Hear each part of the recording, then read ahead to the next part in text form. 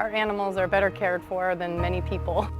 We have a lot of people who love these animals, and it doesn't matter what time of day it is, it doesn't matter what's going on, they are our priority 100% of the time.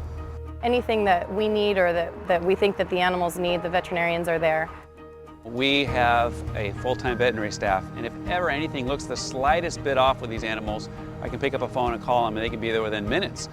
I've been privy to big, major medical procedures on 3,000-pound walruses, but I've also sat with a veterinarian with a butterfly fish and literally not only x-rayed it to find out what was going wrong, but then used a very small feeding tube to give it some food because it was having a problem digesting. And that's the commitment we're going to make. That's why we're all here.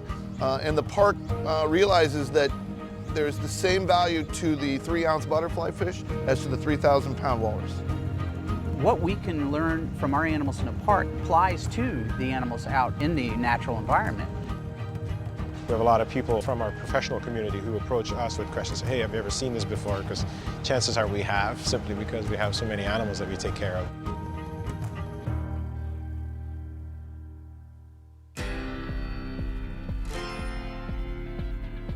We have a more aggressive preventive medicine program than what you or I might be used to with ourselves or even with our family pets at home. We make sure we take a holistic approach at the care for the animals. And a big part of it is preventative and proactive care.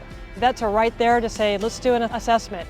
Do we need to take a blood sample? Do we need to take an x-ray? Do we need to just do a physical exam? People don't realize that when you work with animals, you have to be able to figure out what's going on with a patient that really can't tell you what doesn't feel well. If there's something just slightly off, you're aware of it. And depending on your interpretation of that behavior, you may call the vets in to say, hey, I think something might be a little off here. Can we take a blood sample? And we can be proactive in that way. And so we can catch illnesses and injuries way before they get to the point of endangering the animal.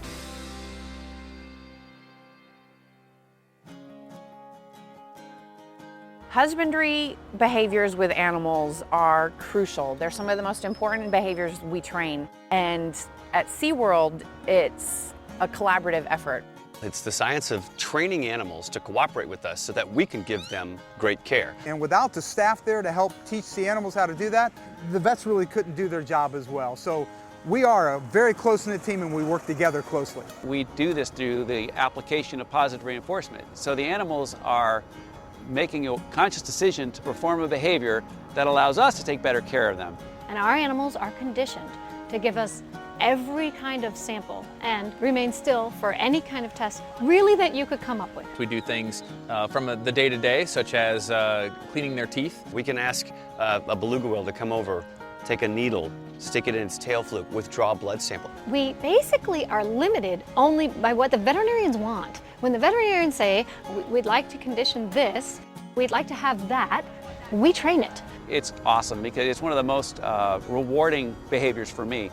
Whether it's having a dolphin slide up on a scale or having a llama go into a chute for a hoof inspection, it's one of those things that the animals are participating in their own care, which is really, really cool.